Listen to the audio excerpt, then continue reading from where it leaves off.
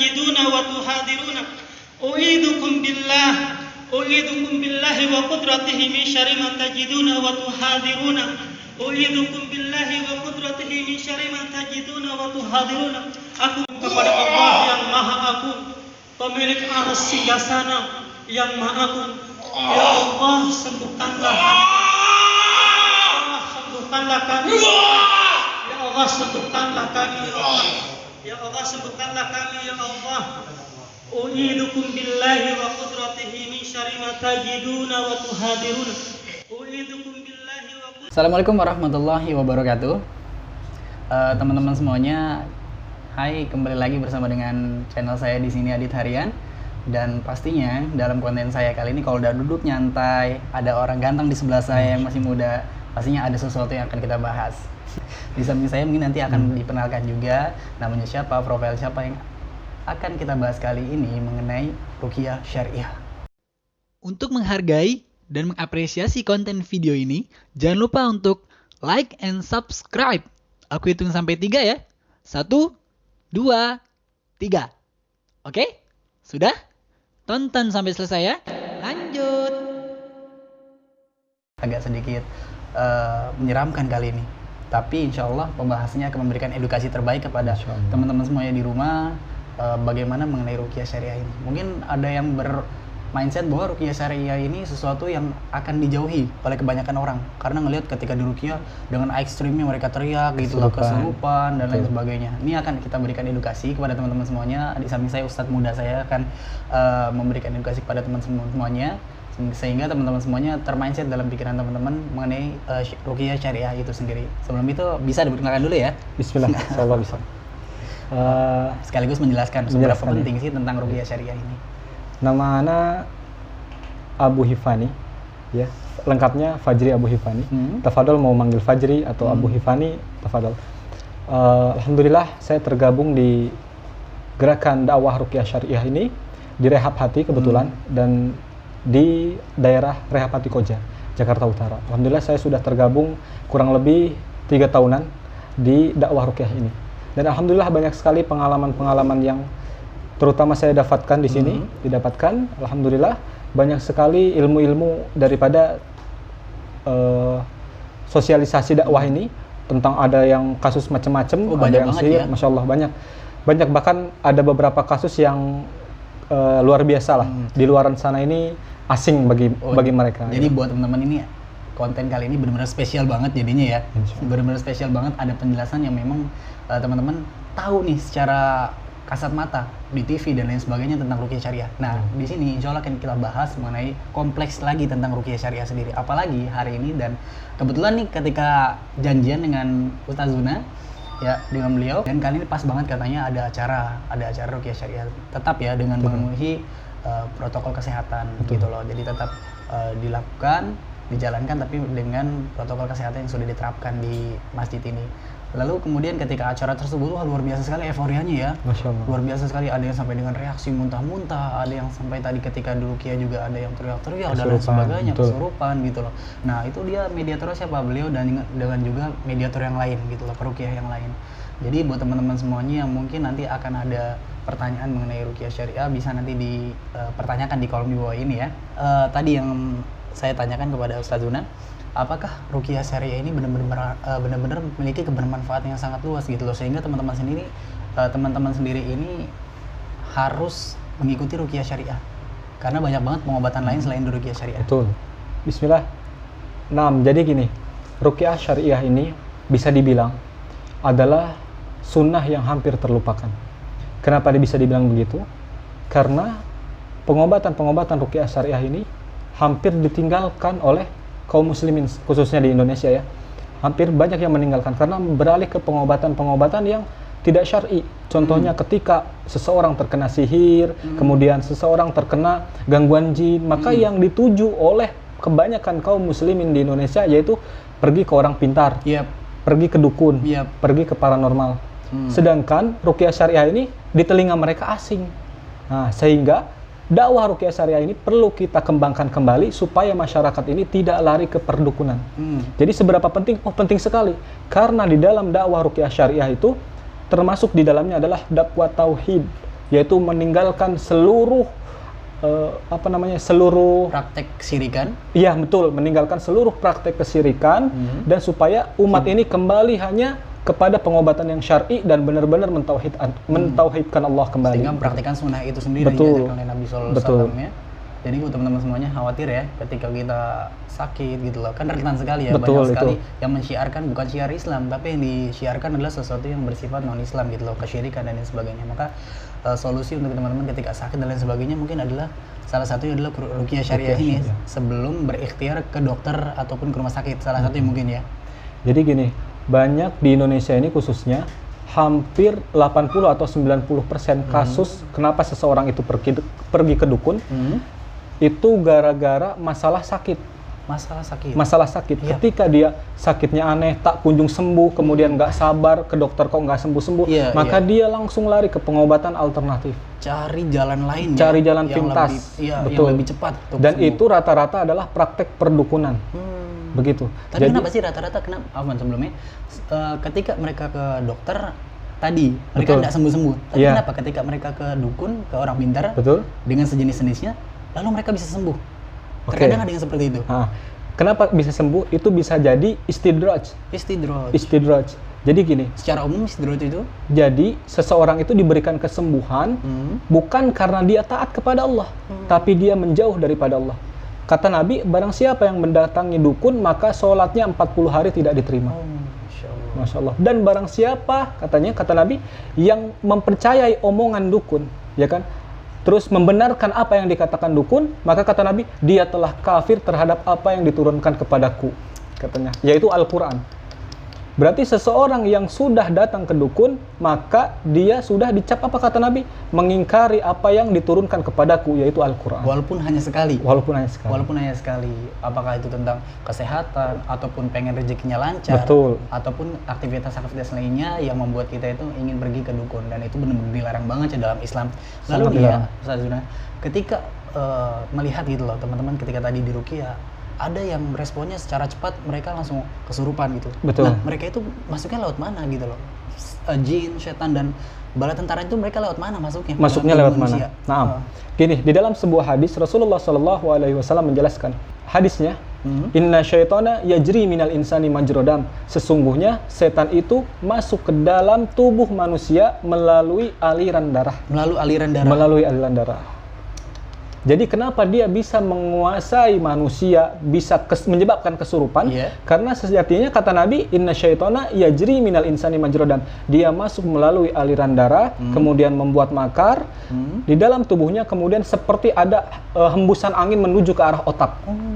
Nah, jadi di dalam bahasa Arab kesurupan itu disebut asyara. Jadi di dalam bahasa Arab kesurupan jadi angin yang tiba-tiba menuju ke otak, menyebabkan hilangnya kendali seseorang tersebut. Ketika kesurupan. Gitu. Jadi nggak semena-mena langsung responsif gitu aja. Enggak, betul. Ada prosesnya juga. Ada prosesnya. Makanya kenapa di sini orang-orang yang kesurupan ketika dipukul kok nggak merasa sakit. Iya, kebanyakan seperti itu. Betul. Kenapa dia bisa makan beling tapi setelah makan beling kok ya biasa-biasa aja gitu. Nggak ada kesan-kesan negatif gitu. Betul. Nggak Itu ada respon kesakitan atau lain betul. sebagainya. Iya. Nah itu rata-rata memang ketika orang kesurupan sudah 100%, Iya. maka ini dia tidak merasakan apa yang sebenarnya tubuhnya ini rasakan. Begitu. Sudah hilang kendali pekatnya Betul, ya. betul, kendalinya Sehingga sudah hilang. Ketika mereka sudah mulai dirasuki oleh jin dan setan, sehingga apa yang dirasakan itu dirasakan oleh jin itu sendiri. Betul. Gitu. Manusianya ya biasa-biasa aja gitu. Biasanya lewat apa aja gitu loh, perilaku, kegiatan, atau aktivitas apa yang bisa membuat manusia itu sendiri mengundang jin atau setan masuk ke dalam tubuhnya. Biasanya aktivitas atau apa?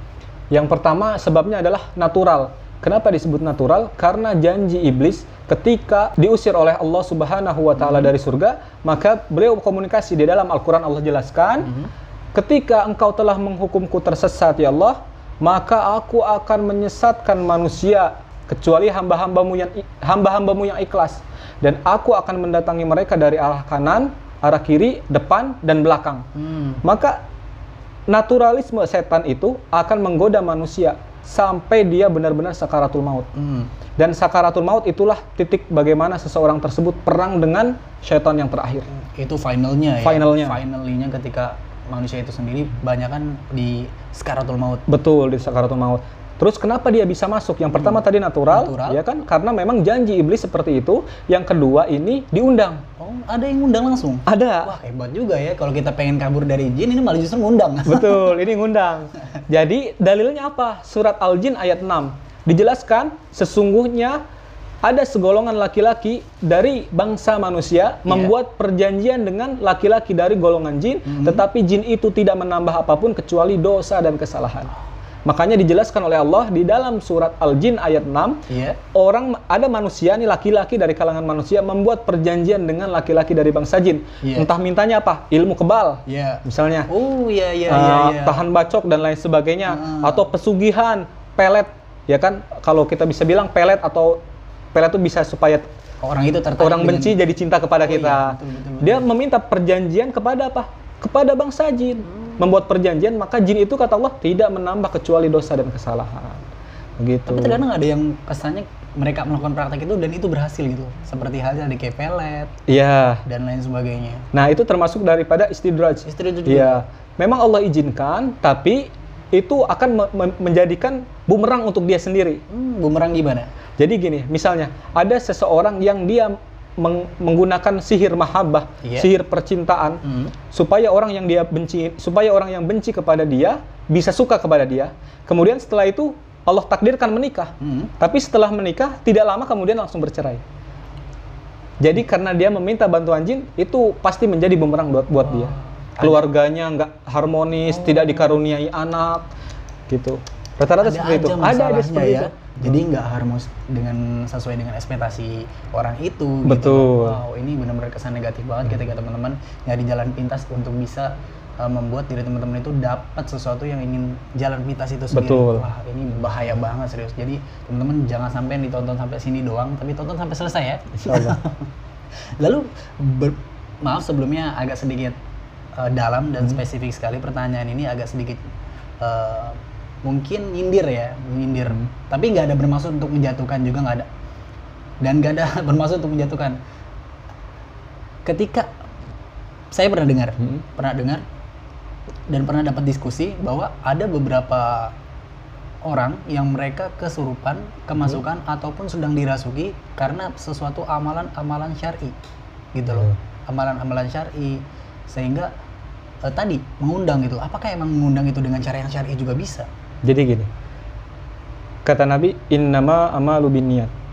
Apapun yang diniatkan bukan karena Allah, meskipun itu amalan-amalan yang syar'i, tapi niatnya hanya ingin supaya diberikan kekayaan, supaya diberikan ilmu kebal, meskipun amalannya ini membaca doa-doa sunnah, membaca Al-Quran, membaca sholawat ribuan kali, tapi niatnya bukan karena Allah, maka dia akan mengundang setan-setan jin. Contoh nih, ada orang yang melakukan amalan wirid dengan Asmaul Husna, misalnya, dibaca dia ya jabar 1000 kali.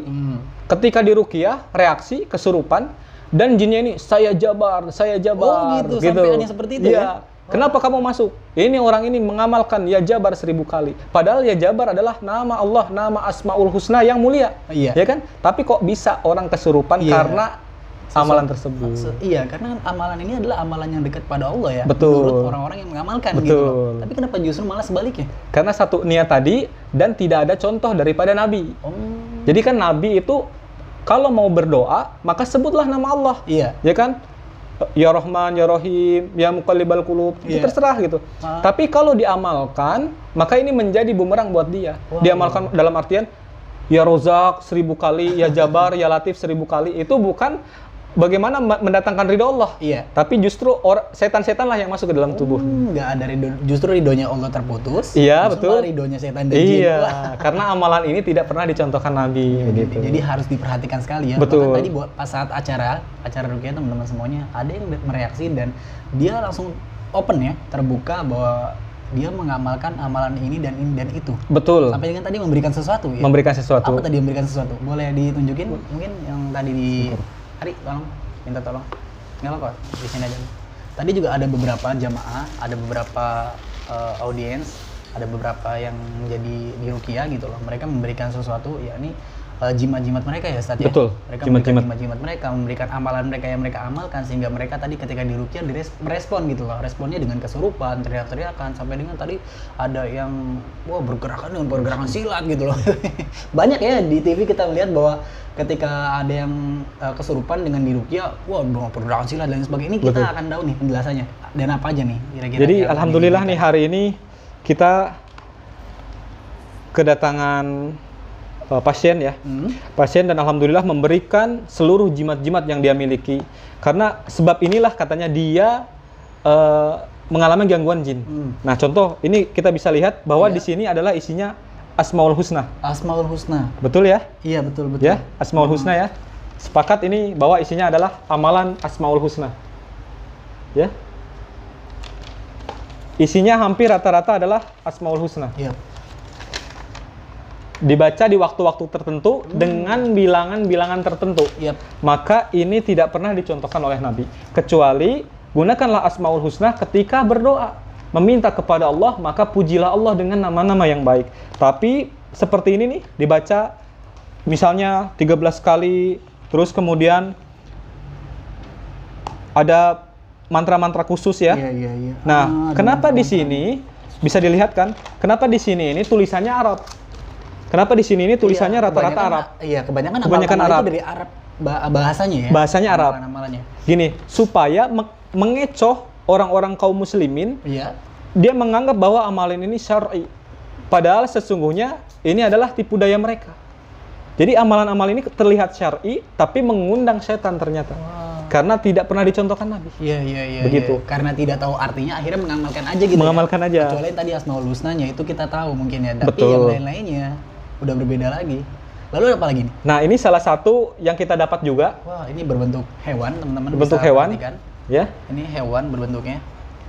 Nabi pernah bersabda di dalam suatu hadis, "Man ala qatamaim faqad asraq." Barang siapa yang menggantungkan tamimah, yang menggantungkan jimat, maka dia telah berbuat syirik. Maka subhanallah, banyak sekali kaum muslimin saat ini masih mempercayai seperti ini, kemudian ditempel di rumah-rumah mereka supaya menjadi penjagaan, atau di tempat toko-toko mereka, atau di tempat rumah-rumah makan mereka supaya laris katanya. Padahal sesungguhnya yang memberikan rezeki itu adalah Allah, bukan benda-benda seperti ini. Katanya benda-benda seperti ini mampu menghalau dari kebakaran dan lain sebagainya. Padahal kalau benda ini dibakar, dia tidak bisa melindungi dirinya sendiri. Ya? Betul. Jadi amalan-amalan seperti ini, masya Allah. Ini adalah amalan lagi. Ada lagi ini berbentuk sesuatu. ini salah satu bentuk sabuk yang diikat seperti kain kafan ya? Iya, gunanya katanya untuk kekebalan dan lain sebagainya. Oh iya ada banyak kayak Banyak juga kayak gelang-gelang biasa, gelang tangan. tapi sudah diberikan amalan oleh si pemilik.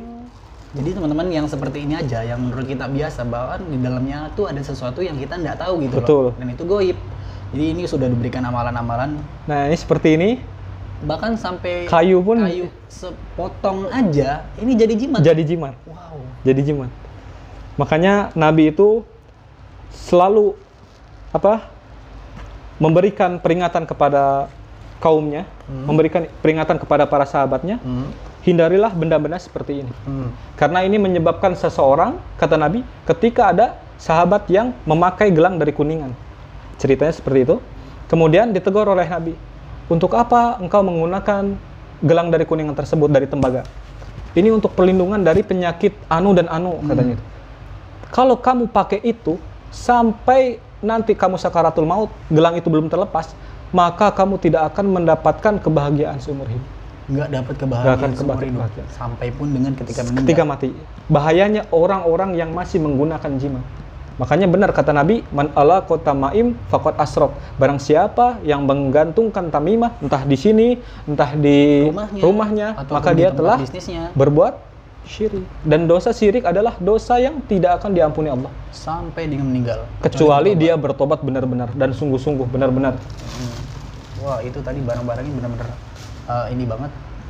Asli gitu loh, asli dan berbentuk sesuatu yang seperti jimat. Ada tadi ya, teman-teman bisa perhatikan gitu loh. Itu sesuatu yang luar biasa banget yang didapat hari ini, yang kita perhatikan bahwa benar-benar mereka itu menggunakan jimat.